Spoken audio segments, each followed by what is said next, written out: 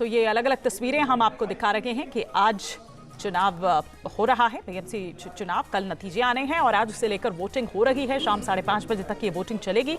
ये वो दिग्गज जिनकी तस्वीरें, जिनके चेहरे आप इस वक्त देख रहे हैं अपने टेलीविजन स्क्रीन पर, जिन्होंने अपने मताधिकार का इस्तेमाल किया और बाकी लोगों से भी कहा कि आप निकलिए और अपने मताधिकार का प्रयोग करिए। ये सब और उसके बाद लेकिन जिस तरह की शिकायतें आ रही है उसको लेकर अब देवेंद्र फडणवीस ने भी जवाब दिया है। इस पर और विस्तार से हम बातचीत करते हैं। हमारे सहयोगी विलास अठावले इस वक्त हमारे साथ जुड़ चुके हैं। विलास जी, उद्धव ठाकरे की ओर से आरोप लगाया जाता है और देवेंद्र फडणवीस की ओर से ये कहा जाता है कि प्रैक्टिस कर रहे हैं।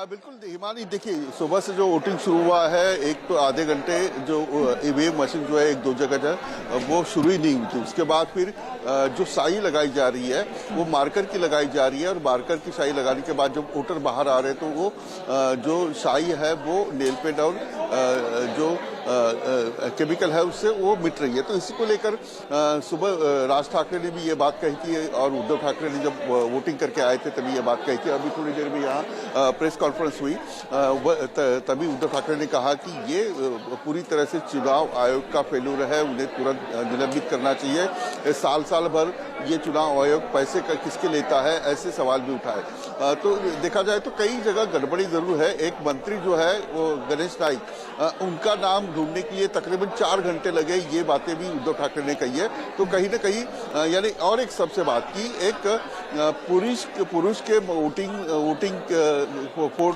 फोटो जो है उसके ऊपर महिला का फोटो लगा, ये बातें भी उद्धव ठाकरे ने कही है। तो ये बातें लगातार बोली जा रही है कि जिस तरीके से वोटर को तकलीफ हो रही है।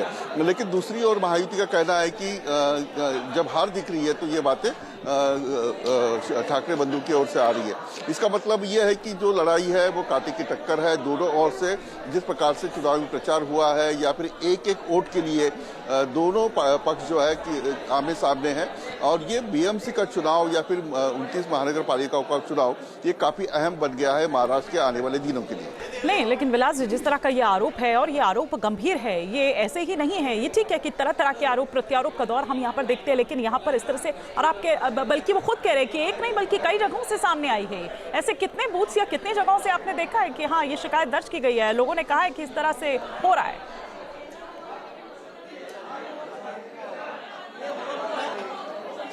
देखिए ये घटनाएं तो 5-6 जो है वो सोशल मीडिया पे चल रही है। उद्धव ठाकरे ने एक फोटो की बात बताई जो पुरुष का नाम है, फोटो महिला का है। दूसरी बात एक शाही मिटने की बात जो है वो बात बताई। कांग्रेस के नेता सचिन सावंत ने एक वीडियो पोस्ट किया है जिसमें शाही जो है वो निकल रही है। तीसरी बात, गणेश नाइक जो मंत्री है नवी मुंबई के, उनको 4 घंटे अपना ही नाम खुद का ढूंढने के लिए लगे। तो ये सारी बातें उद्धव ठाकरे ने बताई है।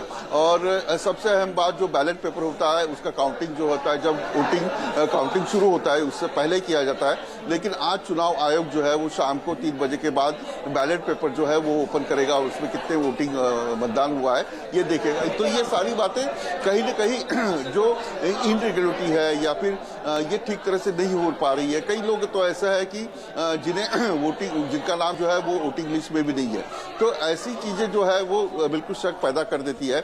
दूसरी एक बात कही उद्धव ठाकरे ने, उन्होंने कहा कि कल्याण डोंबिवली में बीजेपी के पोस्टर लगाकर पैसे वोट जो है वो मांगे जा रहे हैं। और कल रात विक्रोली कन्नमवार नगर में एक हादसा हुआ कि एक युवक के पेट के ऊपर पैसे की थैलियां लगी थी, वो भी वीडियो वायरल हुआ है। तो कहीं ना कहीं चुनाव आयोग की तरफ से इसके ऊपर, इन सारी चीजों के ऊपर ध्यान नहीं दिया जा रहा है। उद्धव ठाकरे का ये कहना कि ये सारी बातें हैं और हम कोर्ट में भी जाएंगे या ये बातें हम बता रहे हैं, तो चुनाव आयोग उसकी तरफ बिल्कुल ध्यान नहीं दे रहा है। वो सोया हुआ है और सोया हुआ चुनाव आयोग से आज के दिन का मतदान निकल जाएगा। कल कोर्ट में जाएंगे, 5 साल लगेंगे, 4 साल लगेंगे।